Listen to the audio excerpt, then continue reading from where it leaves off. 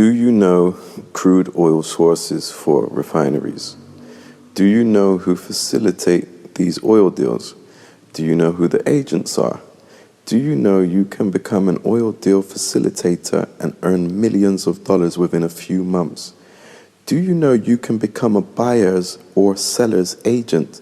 Do you know you can earn $1 million to $2 million just for successfully closing one oil deal within a few months?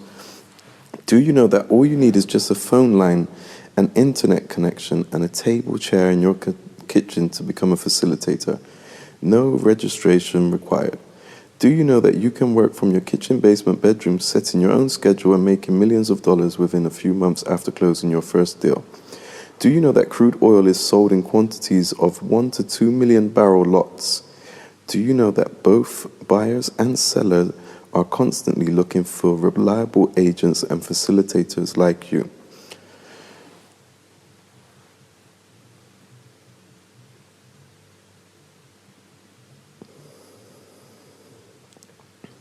Before we go further, let me answer one of those 10 questions I asked earlier on the page. It is very necessary to have those questions answered as a stepping stone towards a complete understanding of this manual. Crude oil sources for refineries. Refineries around the world are not oil explorers or oil drillers.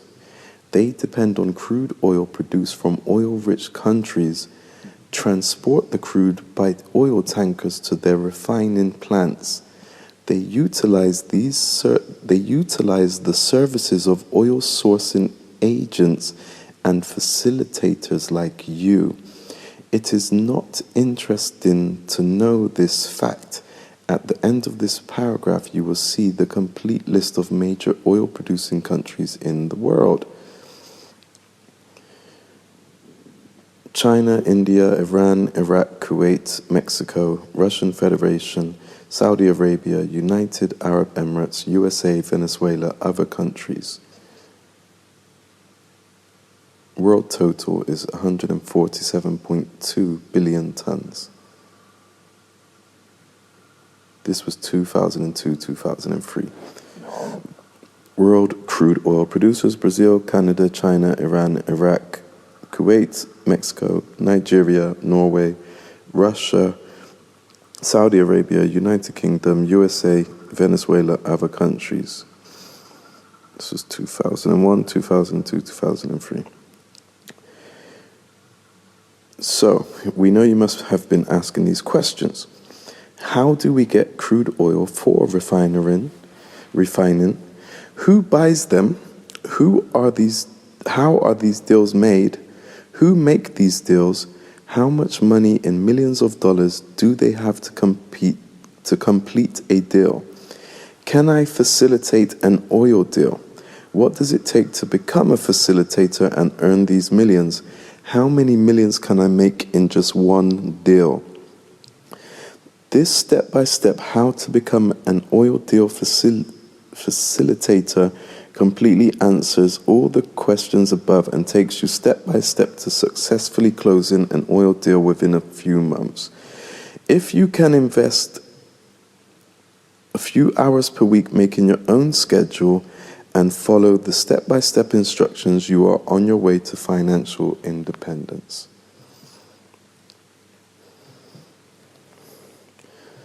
The secret surrounding oil deals around the world has been revealed in this book for the first time. There are millions of barrels of crude oil being sold daily around the world. You can close a deal in any part of the world. Just click of your mouse and a few phone calls, plus extra smart work. You will induct yourself into the Millionaires Club. You will learn step by step how you can earn millions of dollars in just a few months by successfully closing one deal, working from the comfort of your home as a facilitator. These secrets have not been made public because participants do not want the public to learn their game. The oil deal giants have been very privileged to learn the game and have constantly made people feel that one has to be a millionaire before he or she can participate. This is not true. We have revealed in the step-by-step guide how you can participate and become a formidable player in the industry with less than $100 in your bank account just to start. This is easy and simple, just from your dining table, blah, blah, blah, blah, blah.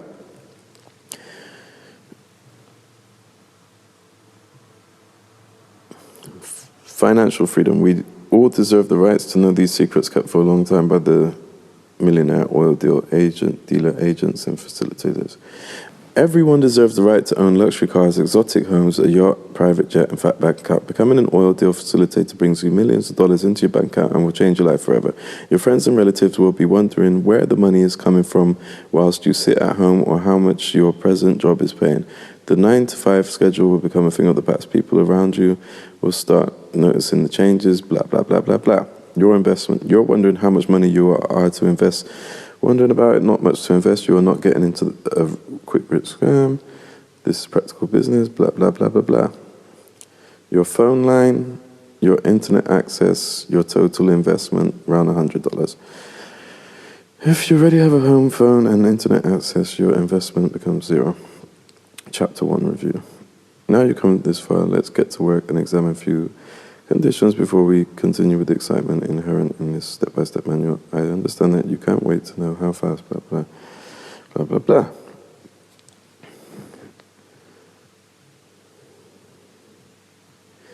Once completed this chapter, you will understand what is facilitating an oil deal, who is the facilitator, what he or she can facilitate, how can you qualify. So this is a preview. What is facilitating? Let us give a generic description of facilitating a business transaction. Facilitating a business is an act of arranging business activities as contained in a contract and bringing two parties into an agreement towards the smooth implementation of a contract as defined by the contract procedures. Who is the facilitator? The facilitator is the individual or group of people arranging business activities as contained in a contract and bringing two parties into a mutual agreement towards the smooth implementation of a contract and defined in the procedures of the contract. What can she facilitate? Our focus in this guide is how to facilitate an oil deal transaction, and we are going to assume that our facilitator here is trying to facilitate an oil deal transaction. There are people who work as facilitators in different kinds of business transactions. For example, currency trading. How can one qualify? There are no set rules to qualify for this position. The most important qualification is the ability to learn how the oil deals are conducted around the world. After completion of the models in this book, you will automatically become qualified. There's no registration or government regulations involved. Best of all, you will start working straight away, basically.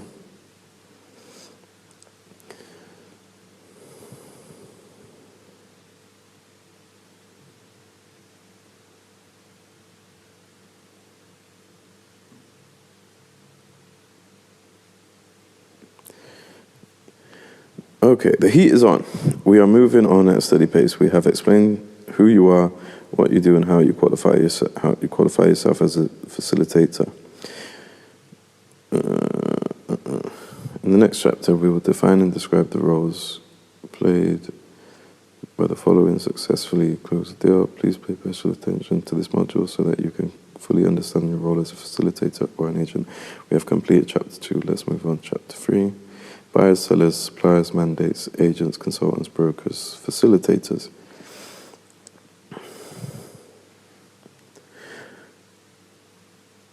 The players. We refer to all the participants above as the players. They all play important roles throughout the process of any deal. These participants are paid from the commission account, commonly known as the discount. The players from the buyer's side are paid from the buyer's side of the discount, while those on the seller's side are paid from the seller's side of the discount. If you are working for the seller, you will be paid on the seller's side while you will get paid from the buyer's side of the commission if you came into the deal as the buyer's agent or facilitator.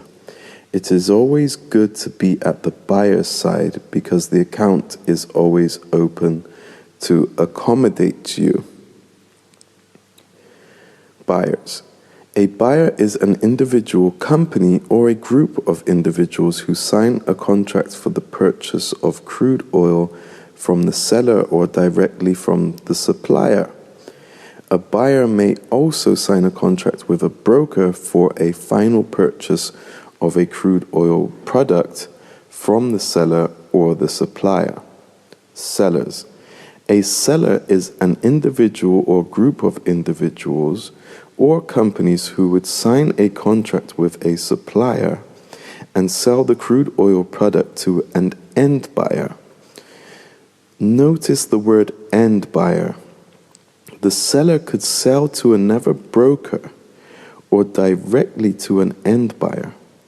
A seller is an individual group of individuals or companies who would sign a contract and pass it on to an end buyer for a final purchase agreement and consummation of the contract. Suppliers. A supplier is the seller who has an irrevocable power to a specified crude oil allocation and has the exclusive right to sell the allocation.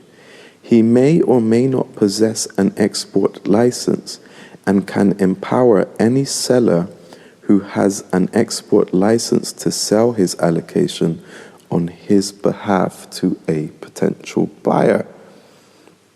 Mandates. There are two kinds of mandates, buyers and sellers' mandates. A mandate is an individual who is empowered by the buyer, the seller, or the supplier to negotiate and sign a contract on their behalf. The mandate can sign and seal a contract on behalf of the buyer, the seller, or the supplier. The mandate can sign and seal a contract on behalf of the buyer, the seller, or the supplier. Realistically, he has the power to sign on behalf of whosoever he represents. Agents.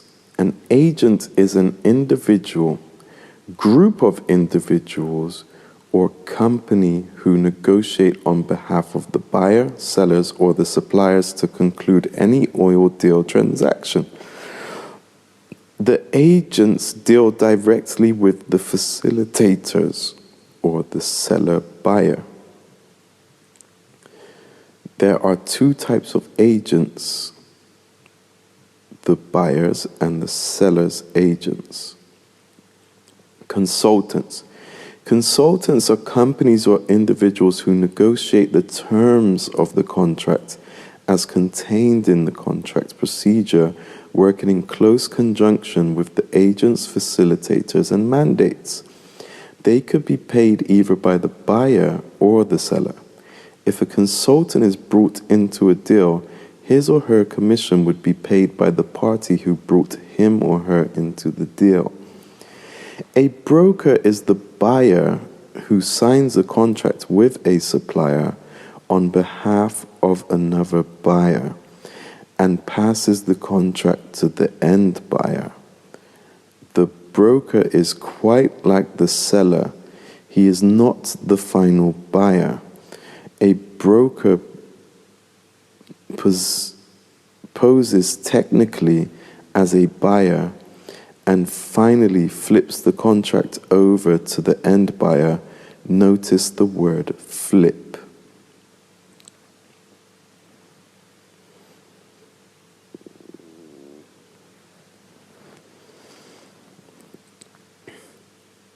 We are going to define all the terms and documents below relative to closing an oil deal. These terms are very important to prove to your potential buyer or seller that you are an expert in closing a deal.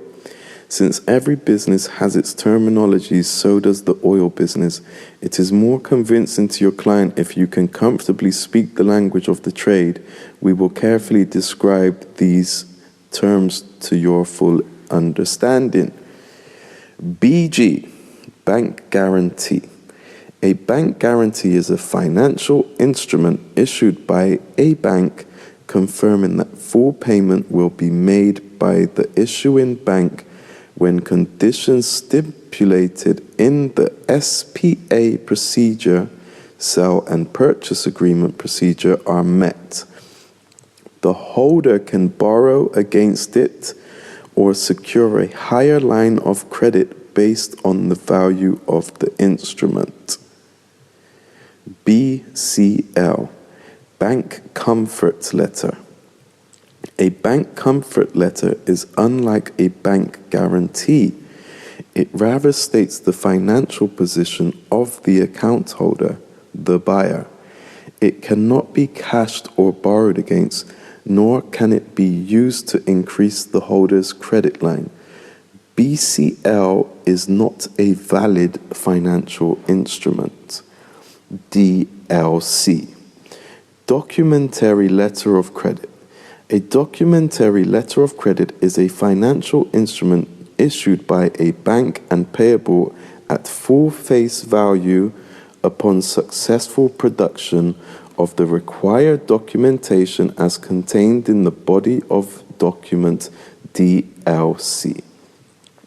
When the required documents are tendered and verified by the issuing bank, payment will be transmitted to the recipient's bank by SWIFT within the number of hours or days as specified in the contract procedure. RDLC, Revolving Documentary Letter of Credit.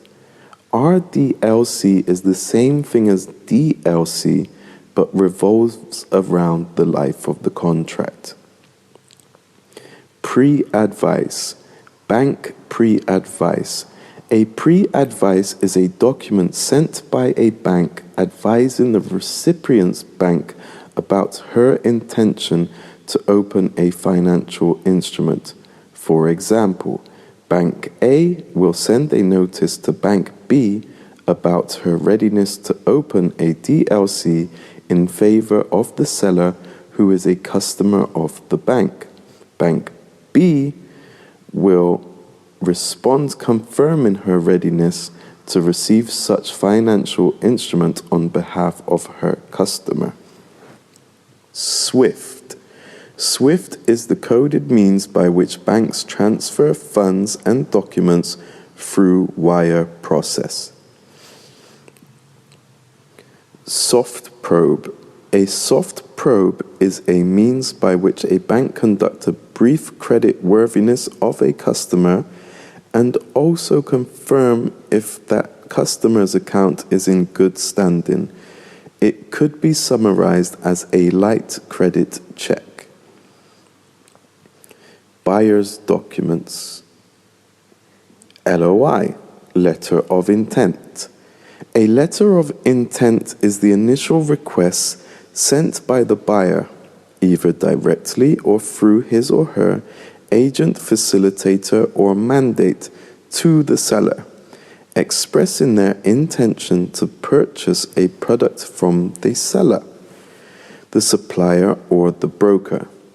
The letter usually will describe the product, the quantity, method of payment, method of shipping, and their banking details. The LOI must be in the buyer's letterhead and must be signed and sealed. In some instances, a buyer's mandate can sign and seal an LOI on behalf of the buyer. A trusted agent can do so only if an approval has been given by the buyer. IPO, Irrevocable Payment Order.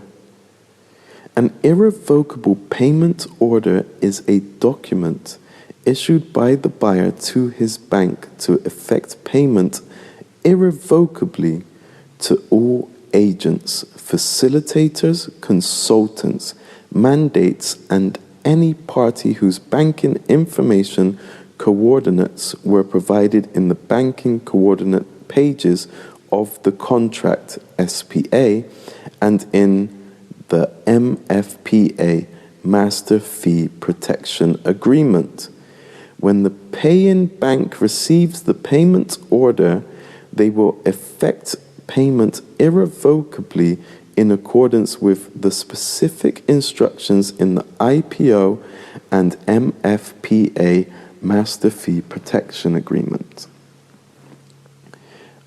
ICPO, Irrevocable Corporate Purchase Order.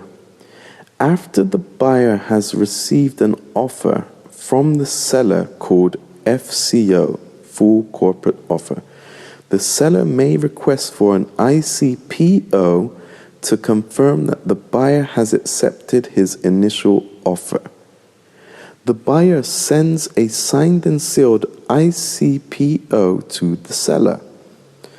This exchange of documents is usually done through and between the buyer and seller's facilitators or agents/mandates. The buyer must usually sign and seal the ICPO. MFPA, Master Fee Payment Agreement. This is a document usually embedded in the contract, signed by the buyer and the seller, guaranteeing the payment of commission to all the parties involved in the deal. Since the buyer pays all the parties from the discounted price, he is the party required to sign and seal the document. It is always good practice to have this document in the contract as an integral part, not as an addendum. POF, Proof of Fund. Proof of fund is a document that is issued by a bank confirming the financial capability of their customer client to complete the transaction. It could be a letter written, signed, and sealed by bank officials in the bank's official stationery letterhead. It can also be in the form of a quarterly bank statement signed and sealed by authorized bank officials with his phone, fax numbers, and email addresses for verification of the authenticity of the document. Proof of fund documents are usually subject to verification for authenticity from the issuing bank. Proof of fund is not a financial instrument and cannot be borrowed against. It is not cashable. Seller's documents, POP, Proof of Product. The proof of product is a document issued by the seller to the buyer to prove that she has the product being sold. The proof of product is subject to verification by the buyer.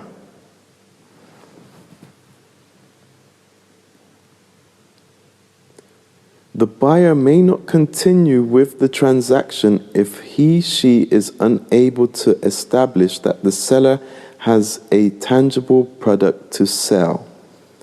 This may be done either by a physical inspection of the product in a vessel by accredited inspection firms or through a verification authority. FCO.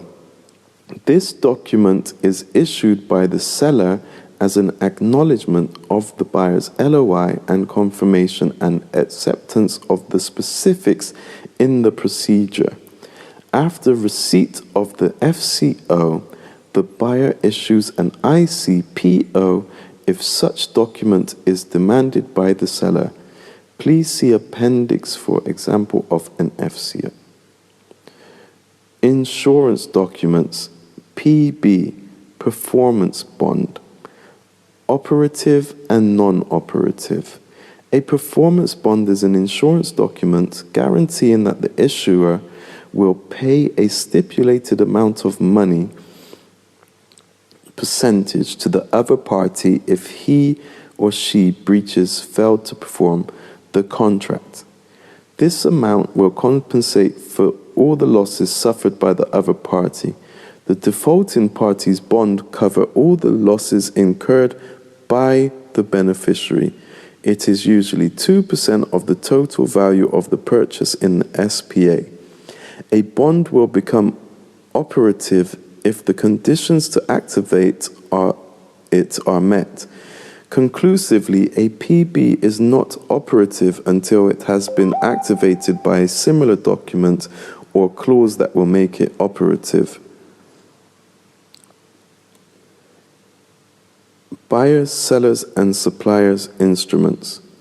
CPB. Cash penalty bond.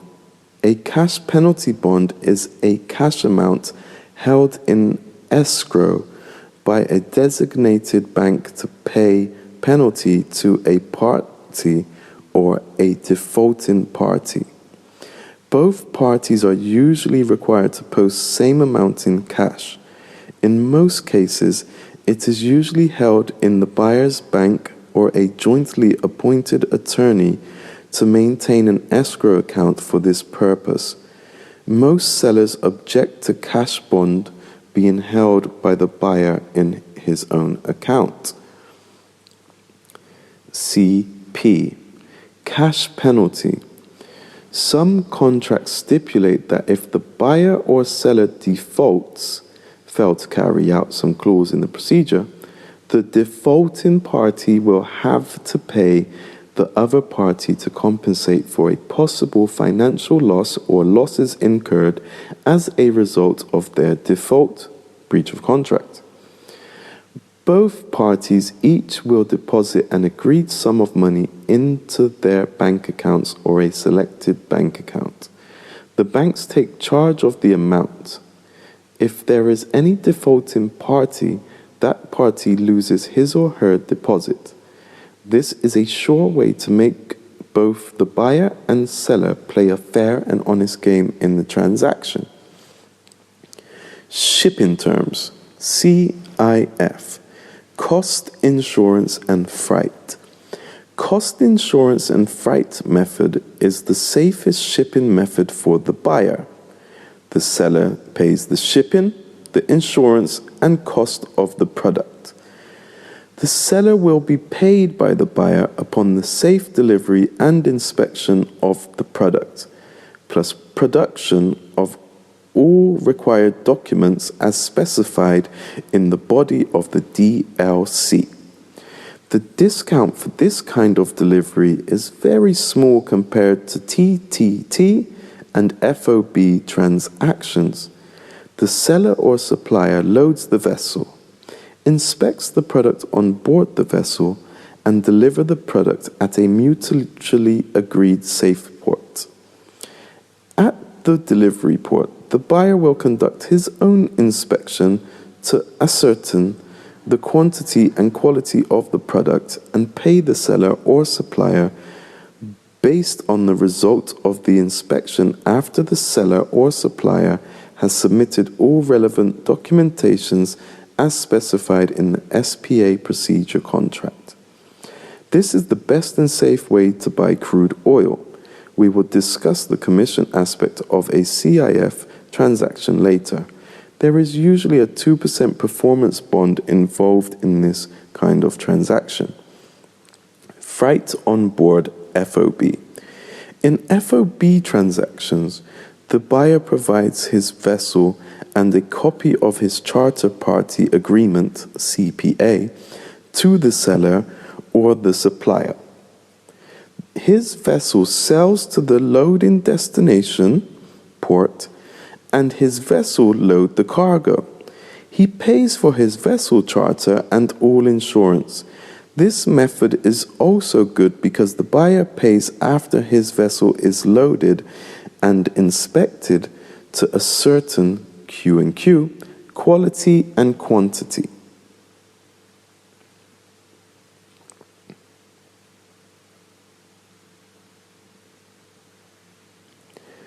Tanker TTT, tanker to tanker transfer. Tanker to tanker transfer transaction is usually conducted in the international waters. The buyers and sellers' vessels exchange communication document and commence communication. The seller's vessel would send a marine document called NOR to the buyer's vessel. NOR stands for Notice of Readiness. This means that the seller's vessel contacts the buyer's vessel as a confirmation that he is ready to sell and meet him at an agreed discharge point. The buyer's vessel will respond with an ETA, which stands for Expected Time of Arrival. This is the time he expects to arrive at the agreed meeting point for a TTT transaction. TTT is a very risky type of transaction. The ocean could be very cruel. Among the three forms of crude oil delivery to the buyer, CIF is the most recommended. The seller gets paid after the product is transshipped into the buyer's vessel, Q&Q conducted, and all relevant documents are presented to the buyer's bank as specified in the contract. However, most sellers will require the buyer to open an irrevocable letter of credit in favor of the seller before transshipment takes place. This assures the seller that the buyer will not steal the product and run away. Funny, isn't it?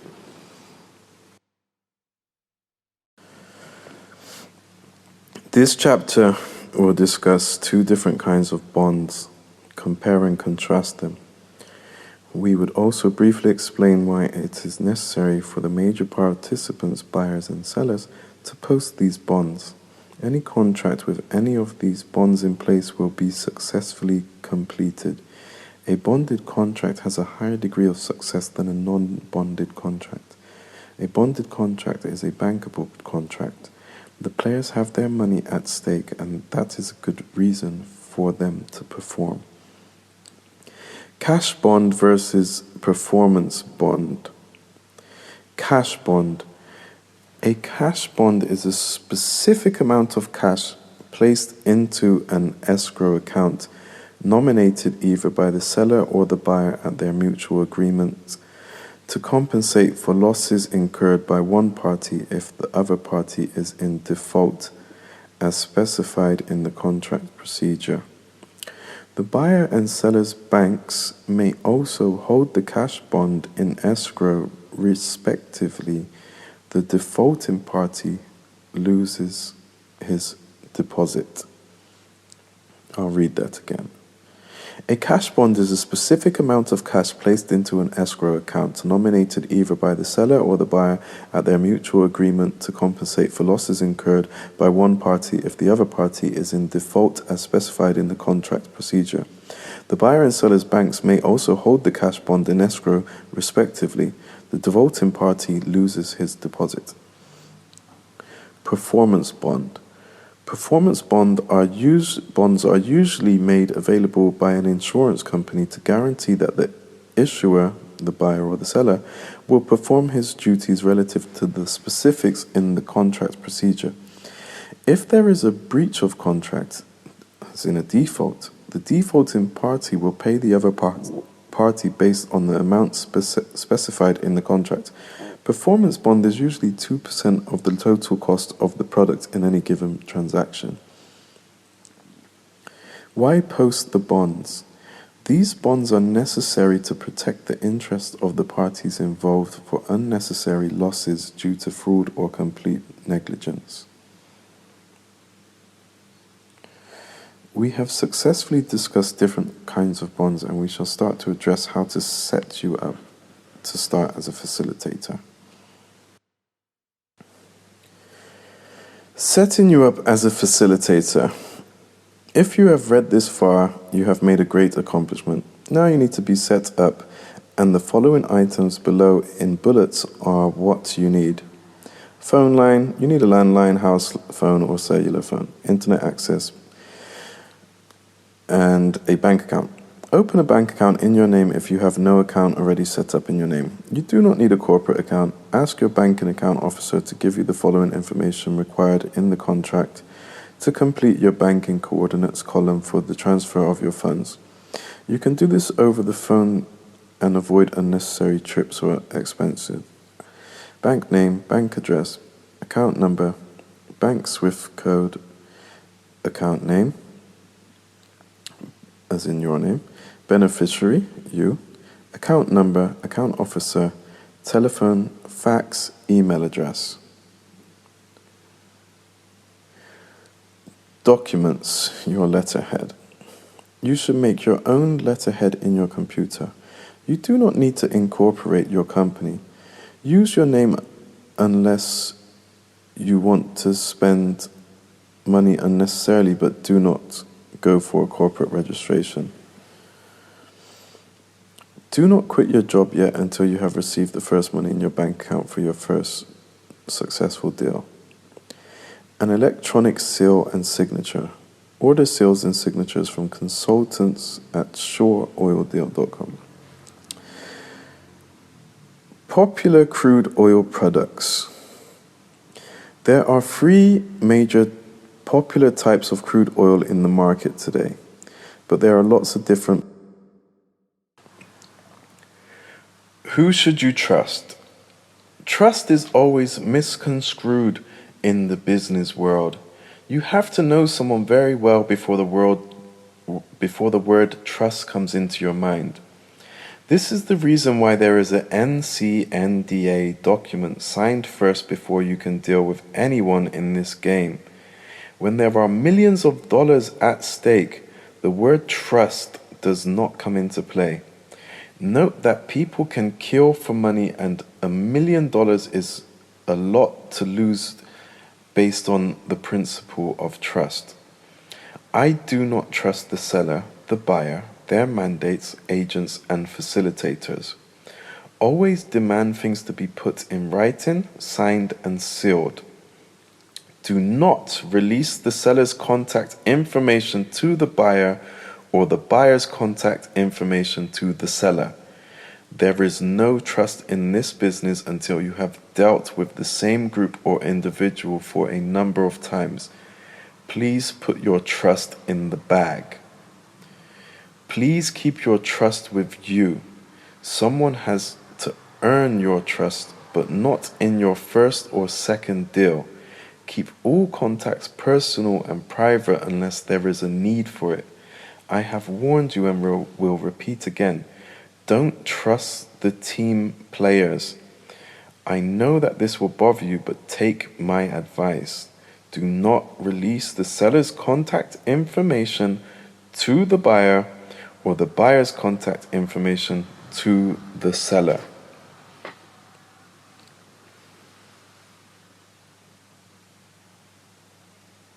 How to identify red flags. You do not need a crystal ball to identify red flags in a deal. In Nigerian TTT deals, they will ask your buyer to give them some cash upfront to settle security charges before they can allow the buyer to conduct any inspection. That is a scam. Any seller who asks for any money in cash or any form of payment before the product is inspected is trying a big scam. They will take the cash and feed you with endless stories. So also are the Russians. Be careful and do not give in. You should never ask your buyer to pay for any security clearance fee to Nigerian sellers. Always demand that your buyer wants to inspect the product physically before he opens any financial instrument in the form of DLC or BG. Your buyer should avoid BG if he is buying a Nigeria product, BLCO. On the buyer's side, make sure that your buyer is able to buy the product or has a direct link with a refinery. Some so-called buyers are mere brokers who do not have any solid end buyer. As soon as they have a verifiable POP, it is at that time they will start looking for an end buyer, but there is nothing wrong with it if they can complete a deal. Your concern must be to complete a deal and get paid. Try to do a due diligence on both buyers and sellers alike. There are no saints in this game. This playground is rough. Be strong, witty, and smart.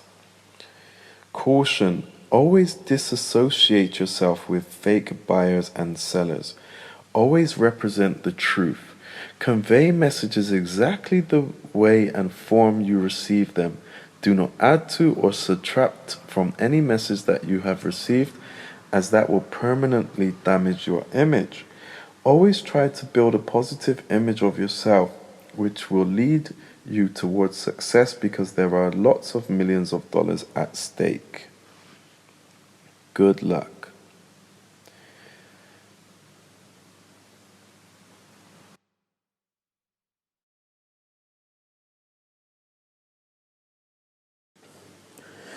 Popular crude oil products. There are 3 major popular types of crude oil in the market today, but there are lots of different blends. The most popular are BLCO from Nigeria, SLCO from Saudi Arabia, REBCO from Russia, then D2 jet fuels, etc. Getting buyers, sellers, and suppliers. This is how you get started. Please read this process carefully, and if you have a problem, please contact blah blah blah blah blah. To find a buyer or seller, please go to the following websites, blah blah blah blah blah,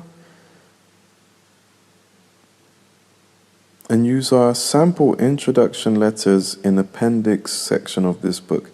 Send the introduction letter for seller to a potential seller, and the introductory letter for the buyer to your potential buyer. Please use some search engines like Google, etc. Below you will find buyers and sellers when you click the links, blah blah blah.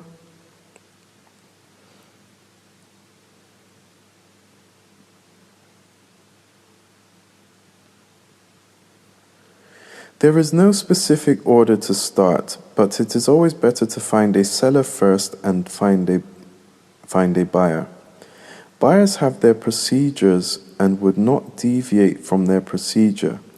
When you receive an offer from a seller, ask a buyer to send you his procedure. Then you will send the buyer's procedure to the seller and ask the seller to accept the procedure.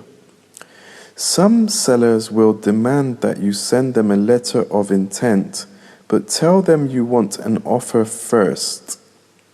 Insist that your buyer will not send a letter of intent until they send you an offer with an acceptable procedure.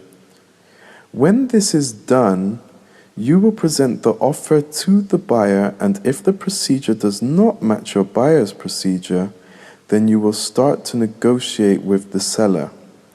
It might be that your contact at this point is a seller's facilitator like you. Same way you will conduct your business with the seller's agents and mandates. It is always good to be a buyer's facilitator, because the seller's side is always closed and the side most open at all times is the buyer's side. So I'll repeat that. There is no specific order to start, but it's always better to find a seller first and then find a buyer. Buyers have their procedures and would not deviate from their procedure. When you receive an offer from a seller, ask the buyer to send you his procedure. Then you will send the buyer's procedure to the seller and ask the seller to accept the procedure. Some sellers will demand that you send them a letter of intent, but tell them you want an offer first. Insist that your buyer will not send an LOI until they send you an offer with an acceptable procedure. When this is done, you will present the offer to the buyer, and if the procedure does not match your buyer's procedure, then you will start to negotiate with the seller. It might be that your contact at this point is a seller's facilitator just like you. The same way you will conduct your business with the seller's agent and mandates. It is always good to be a buyer's facilitator, because the seller's side is always closed and the most open at all time is the buyer's side. Please be at the buyer's side of the game and forget the seller's side, because it is closed unless the seller's mandate contacts you directly. Again, please be at the buyer's side of the game and forget the seller's side, because it is closed unless the seller's mandate contacts you directly. When you have finished negotiating the procedure to match with your buyer's procedure and have mutually agreed, it is time to present the procedure to the buyer. You may want to present the seller's procedure to the buyer if they are slightly similar, but bear in mind that your boss here is the buyer who you are representing, and you must always follow and defend his procedure. As soon as your buyer accepts the procedure, it is time to sign a contract. As a rule of thumb, always ask the seller to send you his procedure, then you can compare it with the buyer's procedure to be able to negotiate for a compromise. The buyer is the customer, and the customer is always right. The seller wants to sell his product, and he is likely going to negotiate with you. Always tell the buyer that you are working for him as his facilitator or agent. This being said, he will work with you as his own team member. Avoid a chain connection. Too many facilitators is not good for any deal. 1 or 2 facilitators is all right for a deal. Before you pass the contract to the buyer, always sign an NDA form with all the people involved. This is protect your interest in an event of circumvention. Do not release your buyer's contact information to the sellers, because the seller will bypass you and go directly to the buyer. Do not give either the seller or the buyer each other's phone number or email address.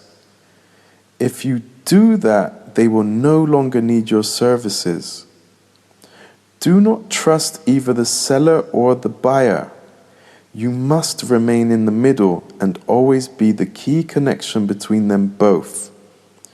If you remain as the key player, they will always need your services. This is what I meant by working smart, not hard.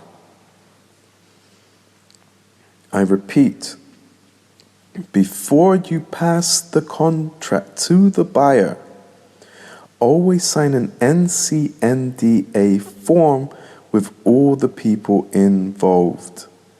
This is to protect your interest in the event of circumvention. Do not release your buyer's contact information to the sellers, because the seller will bypass you and go directly to the buyer. Do not give either the seller or the buyer each other's phone number or email address. If you do that, they will no longer need your services. Do not trust either the seller or the buyer. You must remain in the middle and always be the key connection between them both. If you remain as the key player, they will always need your services. This is what I meant by working smart, not hard. You must be very aggressive, witty, and smart while dealing with these two parties, the seller and the buyer. They are the big boys in the game, and they can crush you up to make their money. You must make them feel how important you are in every step of the deal. Be smart, witty, and aggressive. Note: some sellers will require an ICPO. If this is the case, request your buyer to issue an ICPO after receiving an FCO from the seller. The ICPO incorporates the buyer's procedure mutually accepted by both parties. Please review our sample. I repeat, some sellers will require an ICPO. If this is the case, request your buyer to issue an ICPO after receiving an FCO from the seller. The ICPO incorporates the buyer's procedure mutually accepted by both parties.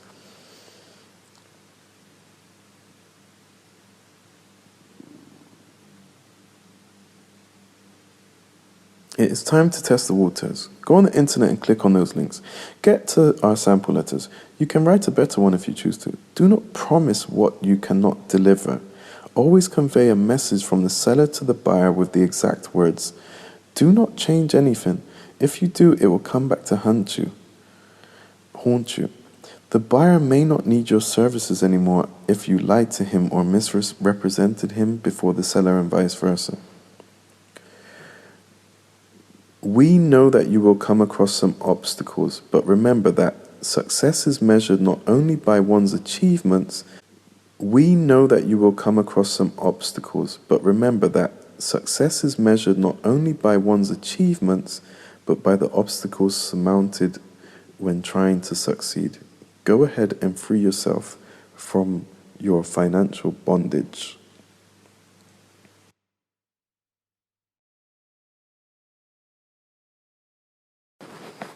Oil Deal Part 2. Marine Documents, ATB. Authority to Board. ATB stands for Authority to Board a Vessel. This is a marine document issued by the captain of the mother vessel. The mother vessel is the seller's vessel, carrying the cargo to be delivered. The captain issues this document to the buyer, advising him to bring his inspector on board his vessel to conduct a Q&Q inspection. I hope you know what Q&Q means at this point, quality and quantity. The captain will give details of his location by exact latitude and longitude. You know that the ocean is very vast. He will also include his email address, phone, and fax numbers for painless contacts. This marine document must originate from the captain of the vessel. If it does not originate from the captain, it might be a fake. Please make sure that the ATB is verified by confirmation from the captain of the mother vessel by the captain of receiving vessel. Some fake sellers will send a fake ATB to buyer just for the purpose of defrauding him, just to open a DLC so that they can borrow against it. CPA, Charter Party Agreement. A charter party agreement is the copy of a contract signed between the charterer and the commercial operators of a vessel. The agreement specifies the total cost for the charter, method of payment, and all relevant information about the vessel.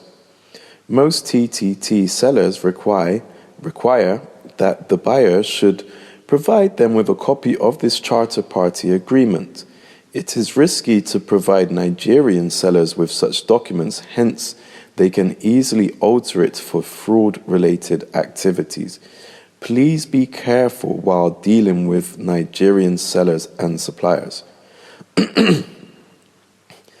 NOR, Notice of Readiness. A NOR is a marine document sent from one vessel captain to the other. During a TTT transaction, the captain of a mother supply vessel sends a Notice of Readiness, NOR, to the buyer's vessel to inform him about his readiness to meet him at a point for TTT transaction. He requests for the receiving vessel's location and the expected time of arrival, ETA, at the agreed location. The receiving buyer's vessel responds with his marine document called ETA. This document outlines his expected time of arrival at location they have mutually agreed upon for a TTT transaction. ETA, expected time of arrival. ETA is a marine document issued by a vessel captain in response to an NOR he received from a fellow captain.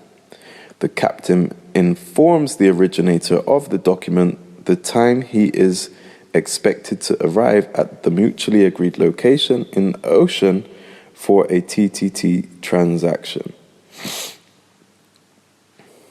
General terms. TTM, Table Talk Meeting. A table talk meeting is a meeting held between the buyer and the seller or their mandates to negotiate and come to a final mutual agreement to complete and sign a contract. TTM could also be held after a contract has been signed. At the TTM, buyers and sellers discuss and agree on areas in the contract that has plagued its execution. It is also a forum for the players to meet and know themselves. ASWP, Any Safe World Port. This stands for Any Safe World Port. This is usually associated with a CIF transaction where the seller and the buyer mutually agreed to deliver the cargo at a safe place/port. RWA, Ready, Willing, and Able. RWA means ready, willing, and able to transact an oil deal. The seller and buyer must both express their readiness, willingness, and ability to hatch and conclude a deal as specified in the SPA procedure contract. DD, Due Diligence.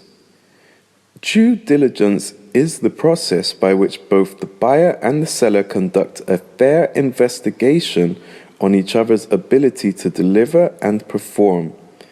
This may include reviewing each other's financial background and business records, including business ethics.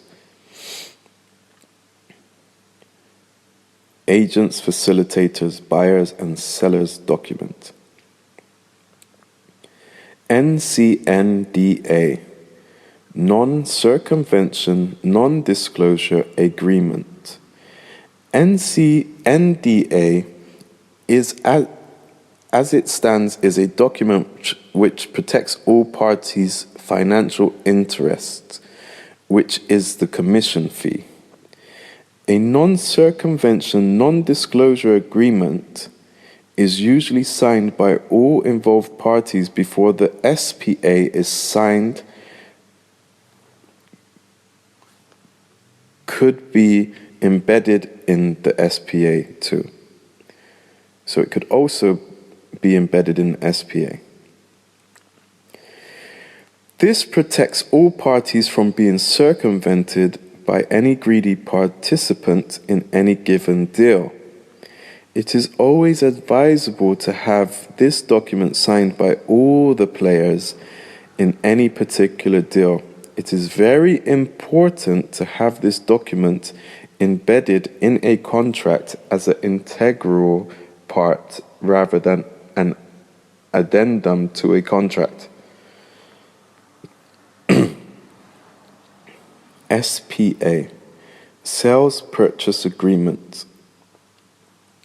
SPA stands for Sale and Purchase Agreement. It is the same document we refer to as the contract before it becomes binding. If contract is not signed and sealed by both parties, buyer and seller, such contract is not effective. Otherwise, an effective contract is one signed and sealed by both parties.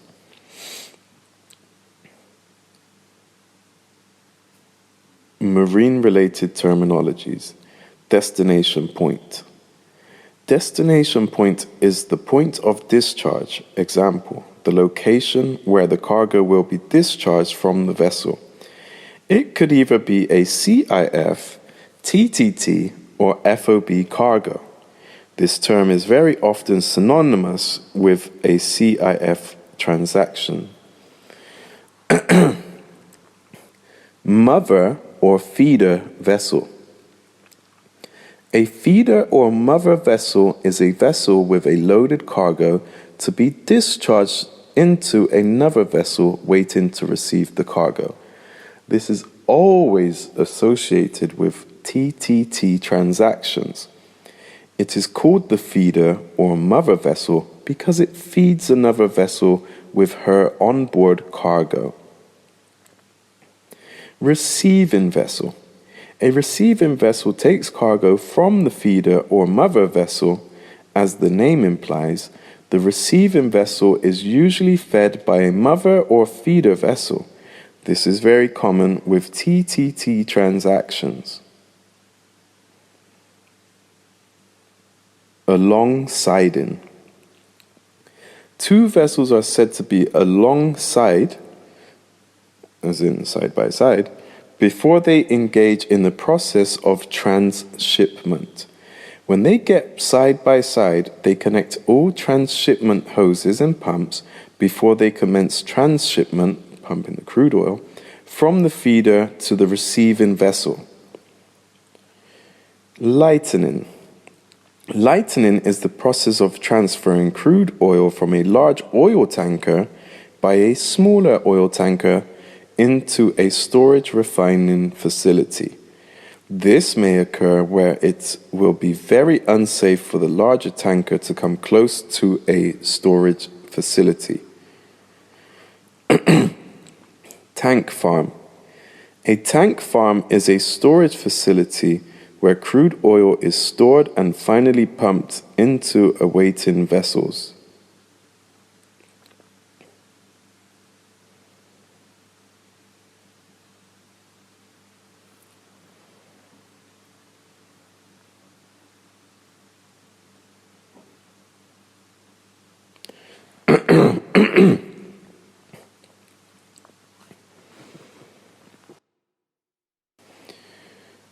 Contracts. CIF, cost insurance and freight. Cost insurance and freight method is the safest shipment method for the buyer. The seller pays the shipping cost, the insurance and the cost of the product. He gets paid by the buyer upon safe delivery and inspection of the product plus presentation of all required documents as specified in the contract. The discount for this kind of delivery is very small compared to TTT and FOB transactions. The seller or supplier loads the vessel, inspects the product on board the vessel, and delivers the product at a mutually agreed safe port. At the delivery port, the buyer will conduct his own inspection to ascertain the quantity and quality of the product and will then pay the seller or supplier based on the result of the inspection report conducted by his inspectors. After the seller or supplier has submitted all relevant documentations as specified in the SPA contract, this is the best and safest way to buy crude oil. This contract is executed and completed at the buyer's and seller's mutually agreed port of discharge. FOB. Freight on board. In a FOB contract, the buyer provides his vessel and a copy of his charter party agreement, CPA, to the seller or the supplier.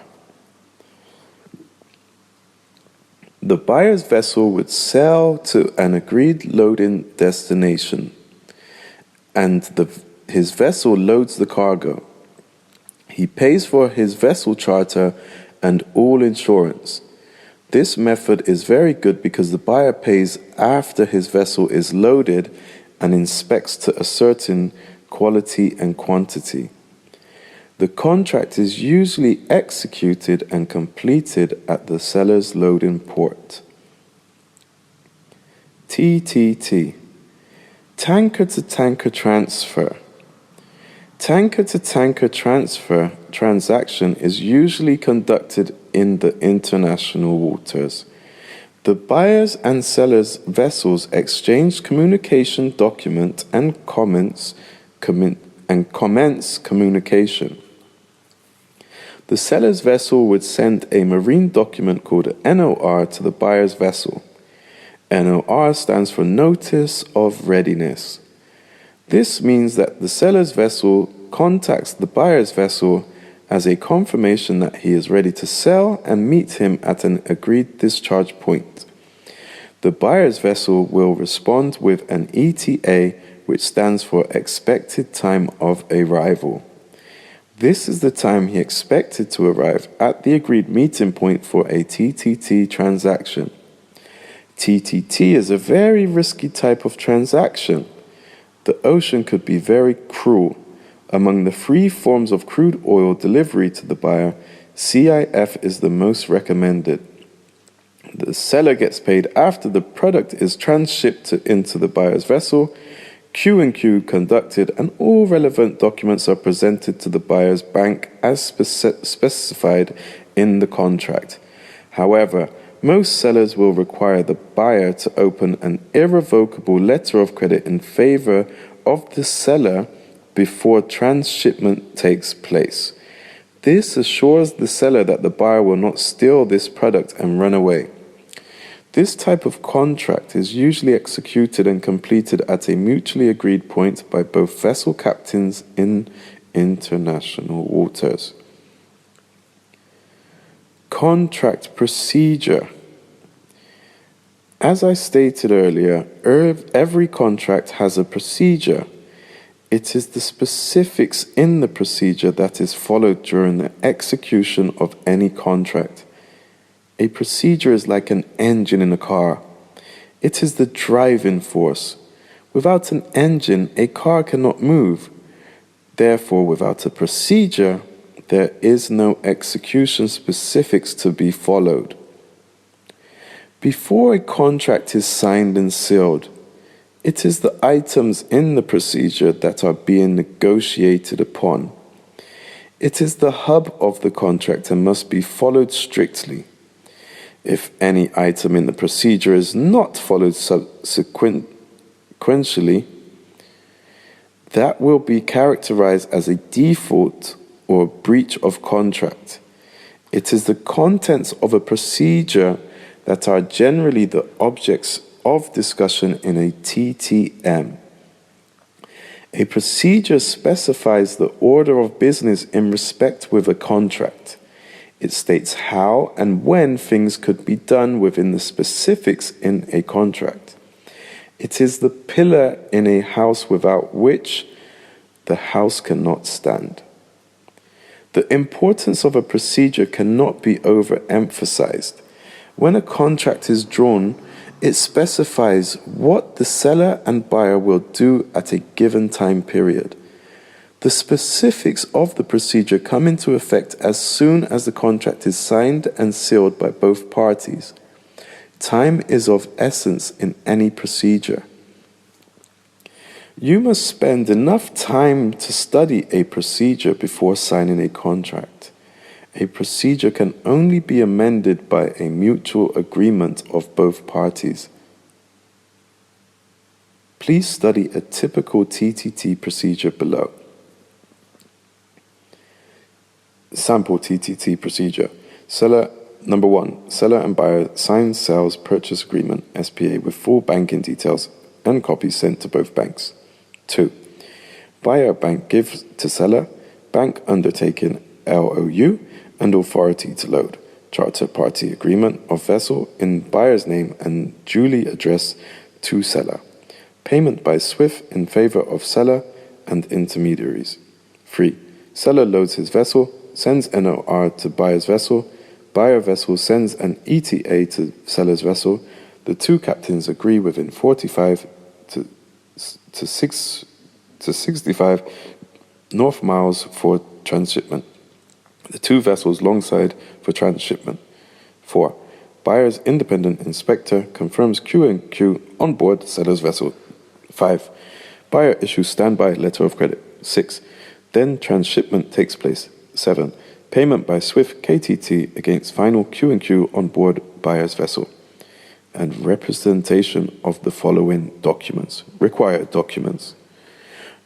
Original bill of lading, commercial invoices, certificate of origin, certificate of quality and quantity, certificate of ownership, tanker haulage report, tanker timesheet, master receipt of documents.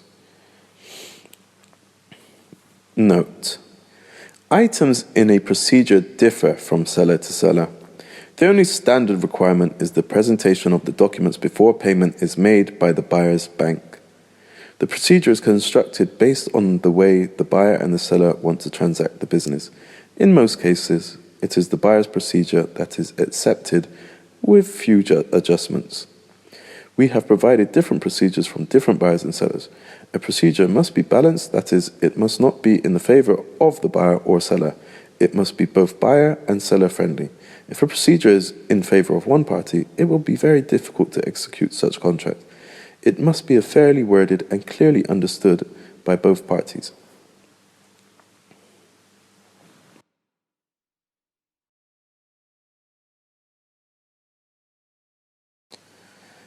About a contract. When you receive a contract, SPA, every clause in the contract is as important as those who sign them.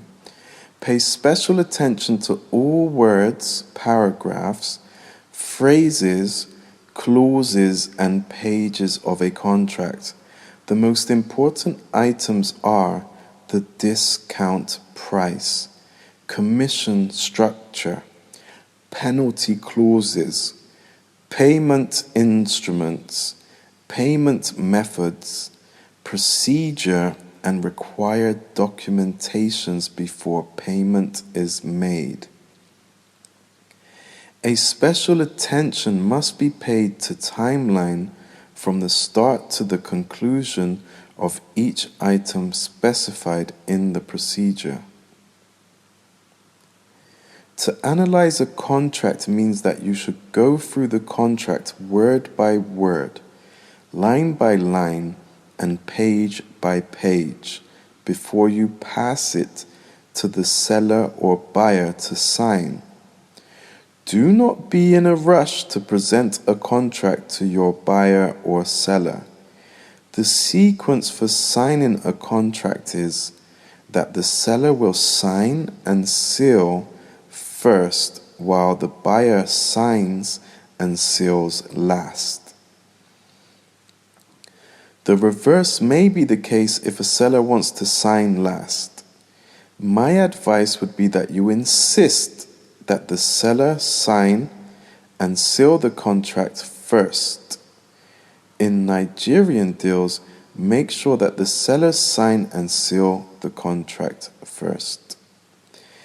A contract is a binding document signed by the buyer and seller or the supplier to confirm their mutually agreed specifics as outlined in the Sales and Purchase Agreement Procedure, SPA.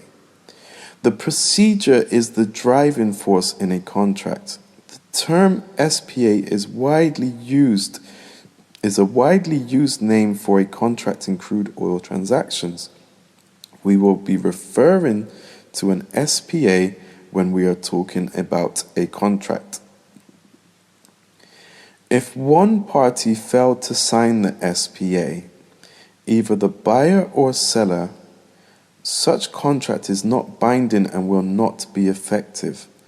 Make sure that each page of the contract has been fully endorsed by both parties. Note that a contract SPA must be signed and sealed by both parties to have a binding effect.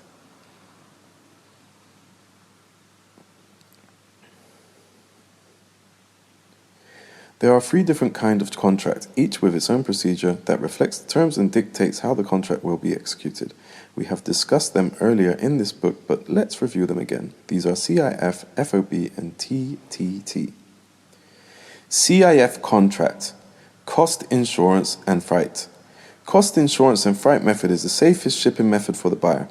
The seller pays the shipping costs, insurance costs, and costs of the product would be paid by the buyer upon safe delivery of the product and presentation of all required documents to his bank. The discount rate for this kind of delivery is very small compared to TTT and FOB transactions. The seller or supplier loads the vessel, inspects the product on board the vessel, and delivers the product to a mutually agreed safe port. At the delivery of the port, the buyer will conduct his own inspection to ascertain the quantity and quality of the product and pay the seller or supplier based on the result of the inspection after the seller or supplier has submitted all relevant documentations as specified in the SPA contract procedure. This is the best and safest way to buy crude oil.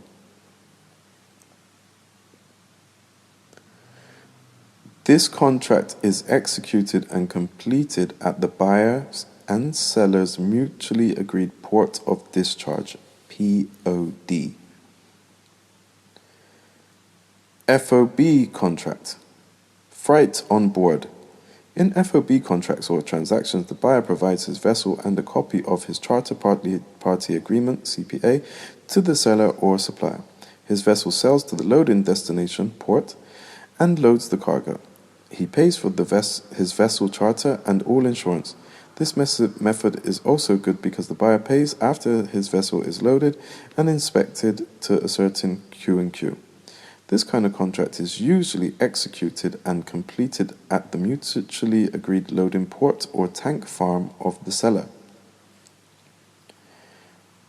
TTT contract, tanker to tanker transfer.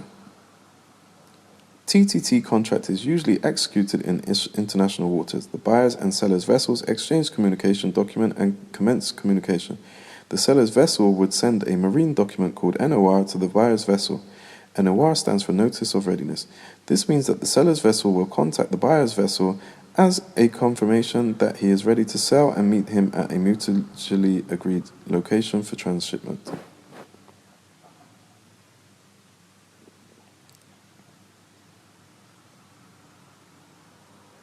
The buyer's vessel will respond with an ETA, which stands for Expected Time of Arrival. This is the time he expects to arrive at the mutually agreed meeting point for a TTT transaction. TTT is a very risky type of transaction. The open ocean could be very cruel. Among the three forms of crude oil delivery to the buyer, CIF is the most recommended. The seller gets paid after the product is transshipped into the buyer's vessel. Q&Q conducted and all relevant documents are presented to the buyer's bank as specified in the procedure of the contract. However, most sellers will require the buyer to open an irrevocable letter of credit in their favor before transshipment takes place. This assures the seller that the buyer will not steal the product and run away. The contract is executed and completed at the mutually agreed location by both vessel captains in international waters.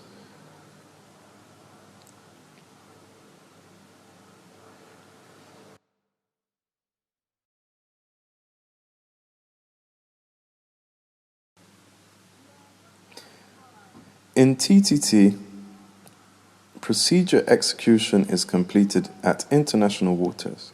In FOB, procedure execution is completed at the seller's loading ports, while in CIF, procedure execution is completed at the buyer's selected safe ports. How to read and analyze a procedure. What is a procedure? In earlier chapter, I did define and describe a procedure in any of the three types of contracts we have addressed thus far. Now let us review the procedure again. I did also display a sample TTT procedure. Later in this chapter, I will include sample procedures for a CIF transaction, and you can compare and analyze them by yourself. As I stated earlier, every contract has a procedure. It is the specifics in the procedure that is followed during the execution of any contract. A procedure is like an engine in a car. It is the driving force. Without an engine, a car cannot move. Before a contract is signed and sealed, it is the specifics in the procedure that are the objects of discussion. It is the hub of the contract and must be followed strictly. If any item in the procedure is not followed sequentially, that will be characterized as a default or a breach of contract for the party that failed adherence. As I stated earlier, it is the contents of a procedure that become the objects of discussion in a TTM. A procedure specifies the order of business in respect with a contract. It states how and when things could be done within the specifics in a contract.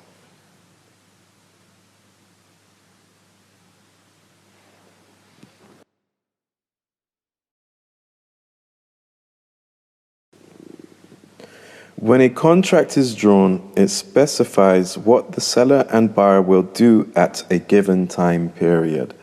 The specifics of the procedure come into effect as soon as the contract is signed and sealed by both parties. Time is of essence in a procedure.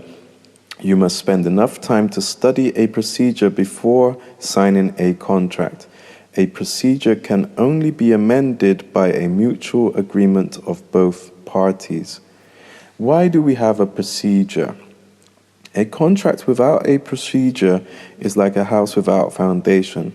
If there is no foundation in a house, there is nothing to build upon. A procedure specifies a number of activities to be performed during a contract period and time and sequence each activity will be performed. It is the driving force in a contract. If there is no procedure, there will be no activities to execute a contract, and such contract will not be executable. Different kinds of procedure. There are different kinds of procedure, each associated with a specific type of contract. In a TTT procedure, the theme will state where the product will be discharged into the buyer's vessel and when payment will be made. In this instance, the discharge point is usually in the international waters and payment is made before the buyer's vessel departs. In CIF procedure, the point of discharge is mutually agreed upon safe port and a full payment for the cargo will be made only after discharge is completed at the selected port. Q&Q reports are obtained and all required and relevant documents tendered to the buyer's bank and verified for authenticity. In FOB, transactions payment is usually made after the cargo is discharged into the buyer's waiting vessel. During the discharge, a Q&Q is conducted and the buyer vessels cannot sail until full payment for the cargo is made to the seller. Sample CIF procedure. 1. Seller issue contract with full banking coordinates and proof of product on seller's name, which can be verified through NNPC Crude Oil Marketing Department COMD offices Bonnie Terminal, not in buyer's name, but in the name of NNPC as the consignor. 2. Buyer issues ICPO and obtained the official approval lifting authority application form which permits buyer to lift. 3. Buyer-seller signs and seals this contract and exchange the signed copy by electronic mail. The electronic signed copy by both parties is considered legally binding and enforceable. 4.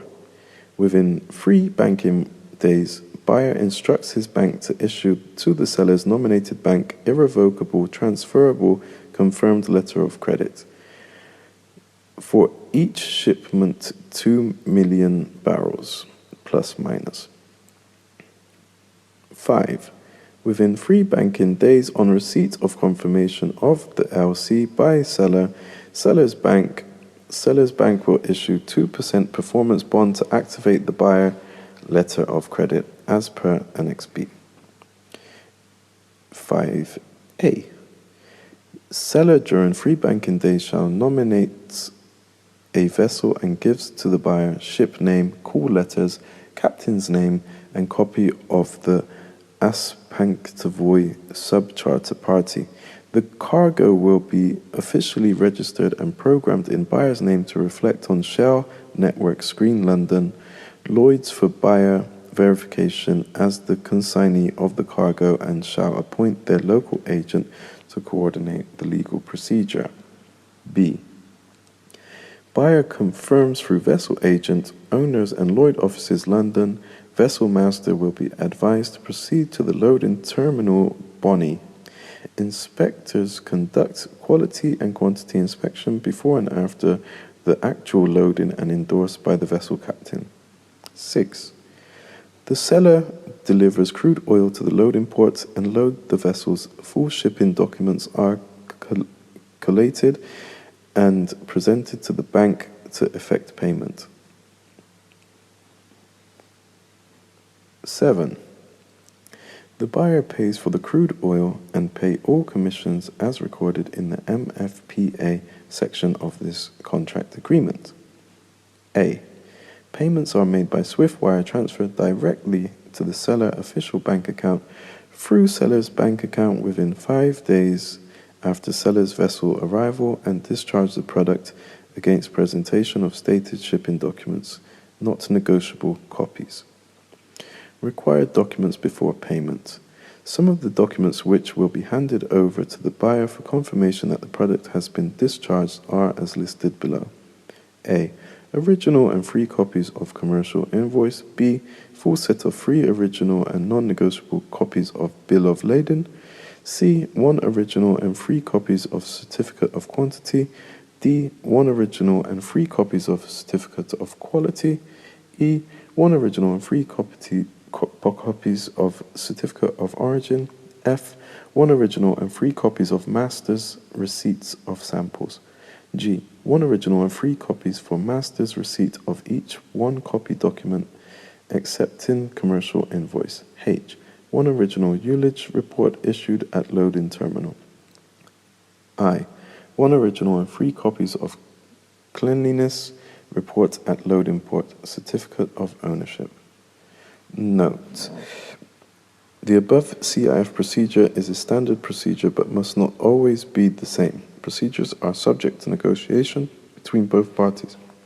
Procedures are constructed based on the interests of the parties and in compliance with Incoterm 200 specifics.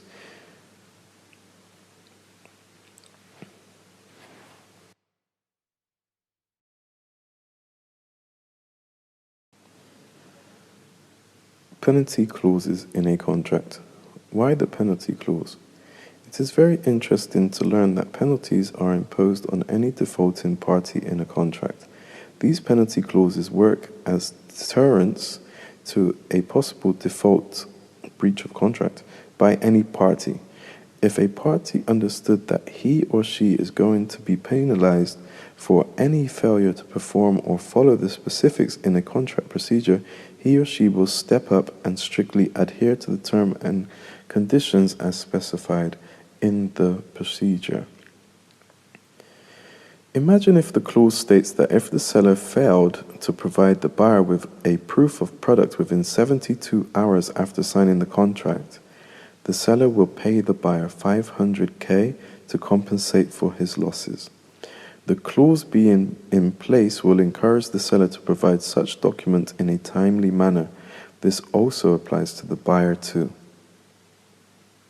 Please carefully study penalty clauses in contracts. Most contracts carry a penalty clause.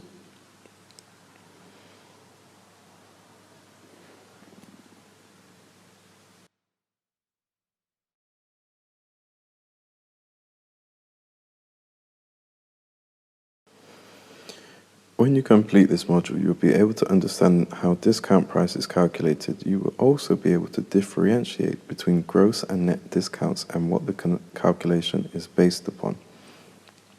Discount prices. What is a discount? A discount is a special price for the standard system prices for the certain indicated period based on an ongoing quoted price.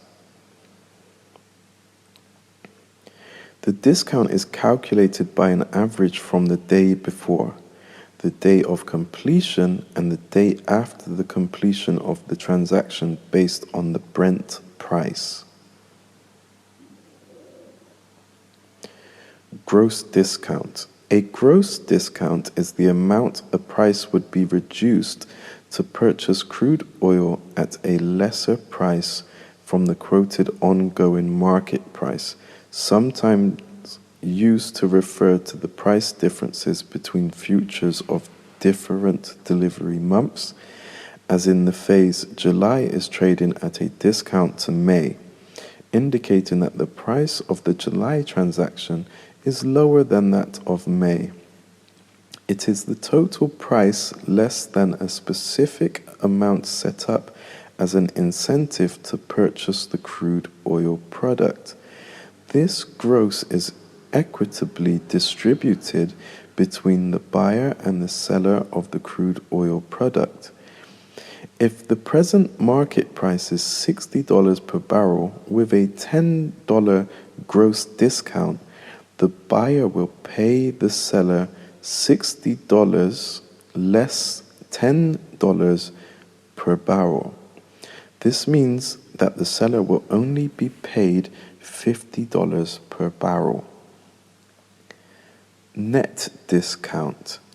A net discount is the percentage share of the total discount gross that is allocated to the buyer.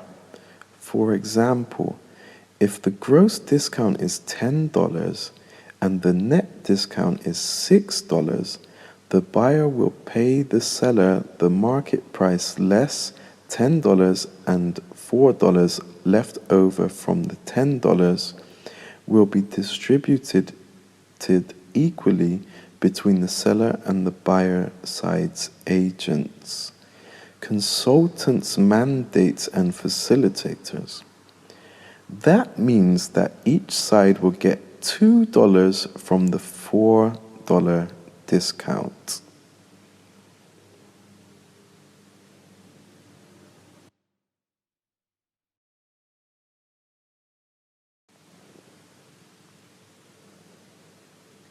In the next module, we are going to learn how the discount will affect your earning potential. You and other players in the deal usually make your fortune from the discount price. The higher the discount, the more money you would make in a single deal. Your earning is called a commission, and we are going to discuss the commission income and how it is structured for your benefit. Also, if you will be interested to invest in a deal, we will discuss the safest investment option you can choose. Chapter 11. This chapter explains how you would make your millions in the form of commission. When you complete this module, you will be able to understand how your income is generated and how much money you would make in a single deal. Please brace yourself and let's go over this chapter carefully and understand the entire concept fully. This is the heart and gut of this book. I know that you bought this manual to make some honest money, and this is where you learn how to make millions.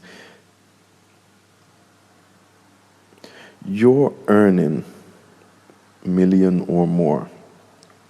In this chapter, you will learn about two types of income that comes your way. The most obvious is a commission income, and the second is a investment income. The investment income will remain as an option that you can choose from if such opportunity comes your way. Otherwise, it is not always apparent to happen. We are going to discuss it very briefly and concentrate our efforts on your commission income. Commission earnings. In the previous chapter, we discussed the discounts applicable to any contract. Let us also understand that crude oil sales are usually in a 1 to 2 million barrel lots. The buyers depend on your efforts you to locate a reputable seller, while the seller depends on you and your efforts to find a reputable buyer. You, as the facilitator, become the hub for these deals. Honesty is required on your part. You can facilitate a deal as a buyer or seller's facilitator, but I will advise you not to be on both sides at the same time for the same deal. That will be an absolute greed. Greed is not good in this kind of business. You need to maintain a high standard of ethics. During our discussion of discount, I did mention that the buyer and seller side split the commission right in the middle. Let us take an example to illustrate this point. If the gross discount is $10, the contract will specify how much net will be for the buyer. After the buyer takes his net, which is $6, the balance left over in the discount, which will amount to $4, will be split equally between the buyer and seller sides of the deal. Let's assume that we have a deal with the following discount structure. A. Gross discount equals $10. B. Net discount equals $6 to the buyer. Available for split between buyer and seller side of mandates, agents, consultants, and facilitators equals $4. The buyer's side gets $2 times 2 million barrels equals $4 million. On each side, all group members will share the $2 allocated to their group. The buyer's mandate will take 50% or less equals $1 equals $2 million. The buyer's agent 25% or less equals 0.50 cent times 2 million barrels equals $1 million. The buyer's facilitator, me, will take 25% or more equals 0.50 cent times 2 million barrels equals $1 million. It means that no matter on which side you might be, you must get your commission paid. It is the buyer who pays the commission because he owns the discount, and this is the way the trade and discounts are structured to benefit all the players. In one successful deal, you will make $1 million depending on the quantity sold. The players will never reveal this secret to you. Didn't you think that you would have a fat bank account before you get involved in an oil deal? I thought so myself before I learned the inside secrets of the trade. Please read the structure and distribution formula again several times and understand it fully. It is your way to make the millions we have been talking about so far. Also, try to negotiate how much you could be paid with the buyer's or seller's mandate depending on which side of the team you might be playing. If you do not fully understand the structure, please send us email or further explanation. We will always guide you as a consultant, and we will only get paid when your deal is completed. Investment earnings.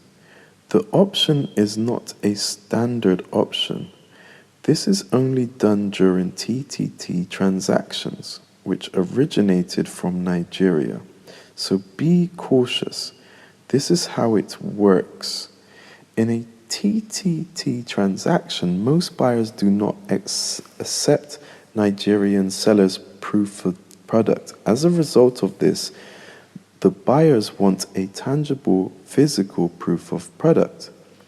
The buyer would request that the seller inspect the cargo and present a verifiable inspection reports from accredited agencies like SGS, Q&Q, or Robinson International before they, the buyers, will charter a vessel for the transaction.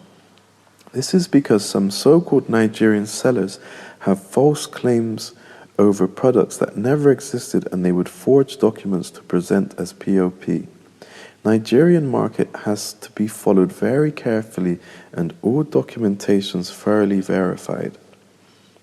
If the seller is genuine and has run out of cash, he may ask for funding to pay for the inspection. This is where you can step in as an investor. Please do not give any inspection money to the seller. Always pay the money directly to the inspection company after they have collected samples of the crude oil from the mother vessel for chemical analysis to confirm the quality and quantity of the crude in the vessel. Also, insist that the ATB, authority to board, from the vessel for inspection originated from the captain of that vessel. Do not accept any documents as authentic if you did not verify it from the captain of the feeder vessel. Any documentation from a Nigeria seller must be verified for authenticity. Please note that this is not the norm in the trade, but it is at your own discretion. I will rather advise that you avoid this kind of investment. Before you invest, always demand that you be given a few cents per barrel, and this must be included in the body of the contract so that the buyer would pay you promptly at the same time he pays all the commission. Please stay away from the investment option.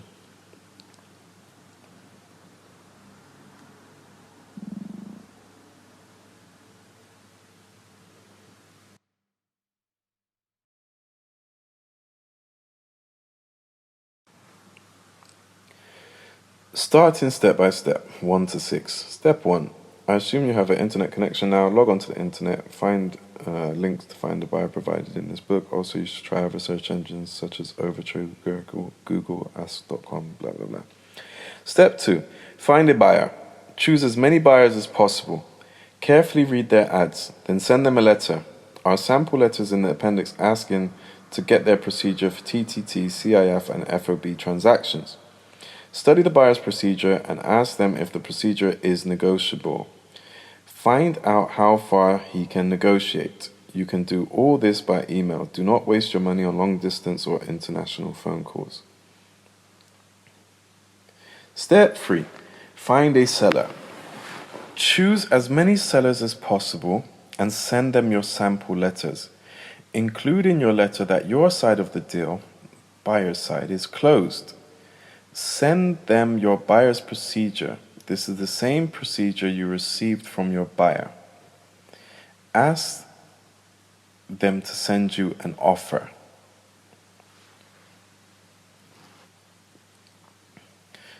I'll repeat. Find a seller. Choose as many sellers as possible and send them your sample letters. Include in your letter that your side of the deal, the buyer's side, is closed. Send them your buyer's procedures. This is the same procedure you received from your buyer. Ask them to send you an offer. When you receive the offer from the seller, please study the procedure, and if there is any difference between the procedure you have sent them and the procedure in the offer you received, please negotiate with the seller to have a procedure that would match your buyer's procedure. Note that different buyers have different procedures. If the seller requests for an LOI, send them an LOI on behalf of your buyer. The LOI must state on behalf of the buyer, but on your official letterhead, signed and sealed. If you do not have an electric seal, blah, blah, blah. You must have to sign and seal any important document you intend to send out. You also need the electronic seal and signature of your NCNDA.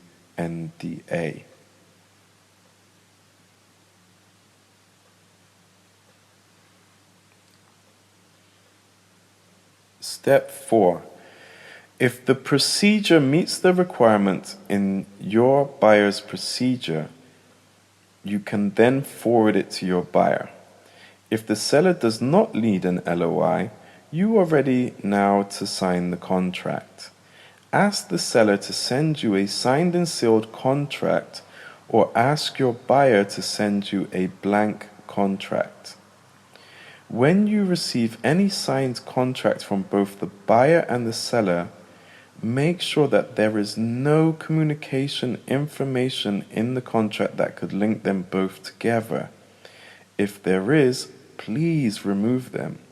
This is called sanitizing a contract. You want to be the important key connection between the two big sharks. Step 5. Make sure that both the buyer and seller each has a signed and sealed copy of the contract.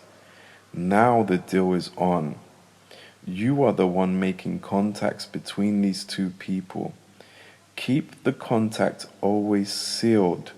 Do not bring them both together unless there is a need for that. Make sure that you have inserted all your required banking information. Also, ask the buyer to sign an NCNDA agreement for you. Do not trust him. Do not trust any of these players. Step 5. B.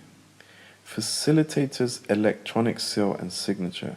Because all of your documents are electronically signed and sealed, you need an oil deal electronic seal and signature. When you get to sign an NCNDA, you can order them from blah blah blah. Step 6. It is now time to monitor the activities of the players, buyer and seller. Keep making contacts with both parties. This might be through the agents or your fellow facilitator on the seller side. Try and get the contact information of your seller so that you can speak to him directly or his mandate. Information gets stale when it passes through many people and gets distorted. Strive hard to get direct contact with the seller and his mandate. Now you will be making your contacts and waiting for the completion of the deal.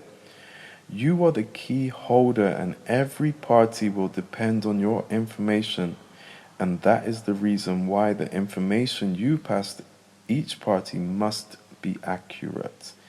If they find any falsehood in your information, you could be kicked out of the deal or your buyer will no longer trust your contacts. The key here is to be as honest as possible. Do not try to please anyone, but say it as you see it. You must be smart to know when someone is not telling you the truth.